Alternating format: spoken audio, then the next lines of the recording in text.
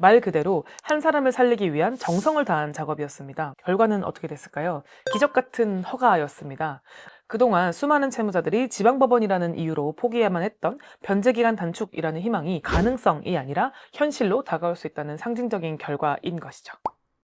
안녕하세요. 회생파산연구소 이사연 변호사입니다.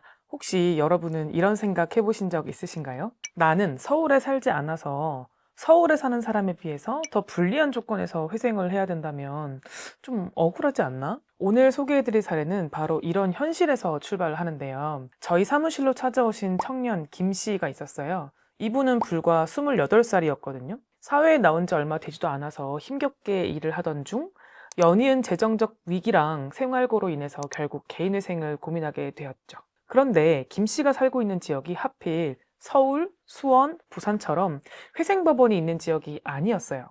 의정부 지방법원, 즉 일반적인 지방법원 관할이었습니다. 여기서 문제가 시작됐습니다.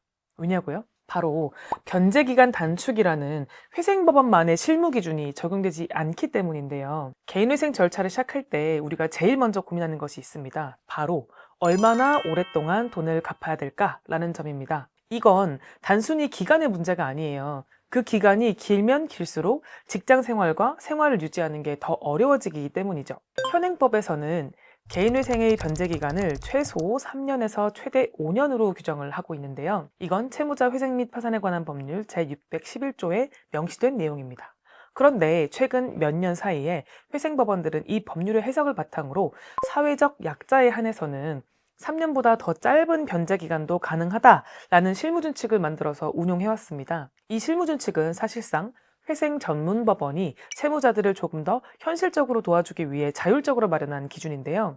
대표적인 단축 사유로는 첫 번째 65세 이상 고령자, 두 번째 심한 장애를 가지신 분, 세 번째 30세 미만의 청년, 그리고 네 번째 2명 이상의 미성년 자녀를 부양하는 경우, 다자녀라고 하죠. 다섯 번째, 한부모 가정, 그리고 여섯 번째가 전세사기 피해자입니다. 즉, 변제 기간이 경제적으로 너무 큰 부담이 될 수 있는 이 사회적 약자들을 대상으로 3년이라는 최소 기간도 좀 무리가 될 수 있다라고 생각을 해서 좀 더 빠르게 사회로 복귀할 수 있도록 배려한 제도입니다. 한 달에 50만 원을 낸다고 치면 1년이면 무려 600만 원이고요.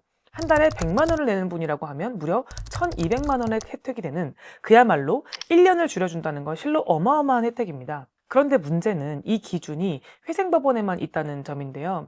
서울회생법원, 수원회생법원, 부산회생법원 이렇게 회생 전문법원은 실무준칙을 두고 있지만 전국 모든 법원이 그렇게 하는 건 아니에요. 대부분의 지방법원에서는 여전히 법에 규정된 최소 변제기간은 3년이니까 무조건 3년을 맞추라는 입장을 고수해왔습니다. 그러니까 내가 아무리 사회적 약자라는 요건을 갖추고 있다 하더라도 지방법원의 사건을 접수하는 순간 그 혜택을 누리지 못하게 되는 경우가 많습니다. 똑같이 힘든데 지역이 다르다는 이유로 혜택이 달라지는 것.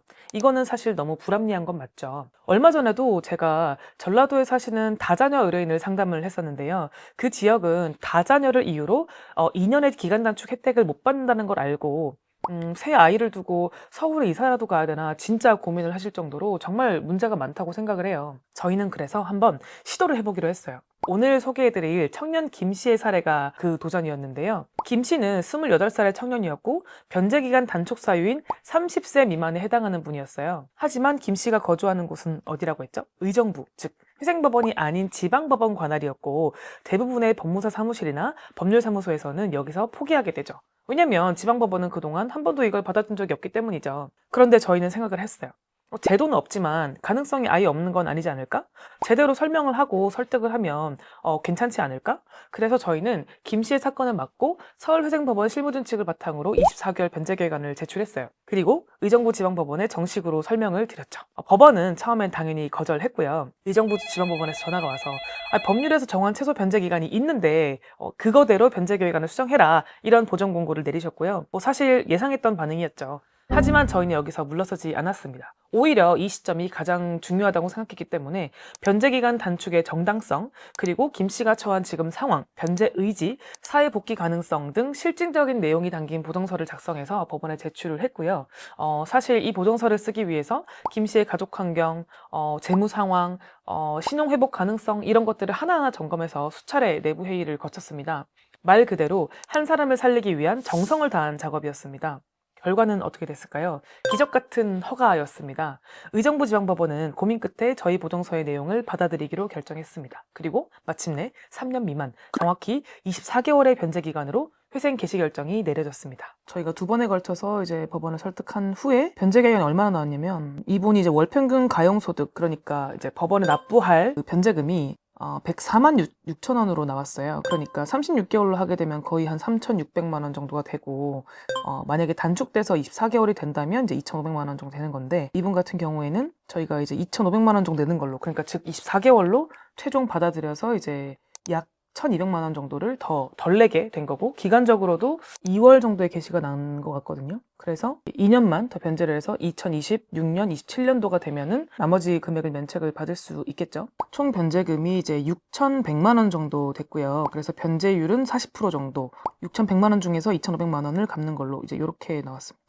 변제율이 이제 40%라는 거는 원금 기준으로 산정을 해서 40%가 나온 거고요. 2,500만 원을 변제하고 나면 나머지 약 한 3,800만 원 정도가 2027년도가 되면 이제 없어지겠죠. 이거를 이제 모르시거나 시도를 해보지 않으면 채무자 입장에서는 3,600만 원이 나올 수도 있는 거고, 또 이걸 오해하시면 안 되는 게, 법원에 따라서 이걸 받아주는 법원도 있고 안 받아주는 법원도 있다. 그러면 내 것도 당신들이 열심히 하면 되는 거 아니냐, 이렇게 보기엔 좀 어려워요. 아무리 이제 노력을 해도 법원에서도 법원의 원칙이 있기 때문에 모든 이제 채무자들이 이런 혜택을 받을 수 있다라는 건 아니지만, 그래도 그만큼 길이 있던 없던 그거를 뚫어보려는 노력을 얼마나 하느냐가 중요하다는 말씀을 좀 드리고 싶었습니다. 이것은 단순히 한 사람만의 성공을 의미하는 것이 아닙니다.